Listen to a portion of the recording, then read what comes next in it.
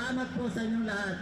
Na hindi kagaya ng mga nakaraan na pinapabayaan lang maghari ang mga China dito sa ating sariling pa na kahit na ganito lang tayo, mahirap man o anumang estado na We're celebrating the Philippine Independence Day on its eve here in front of the Chinese consular office. This is our way of celebrating the courage and heroism of Filipinos who fought against occupation by foreign aggressors in the past.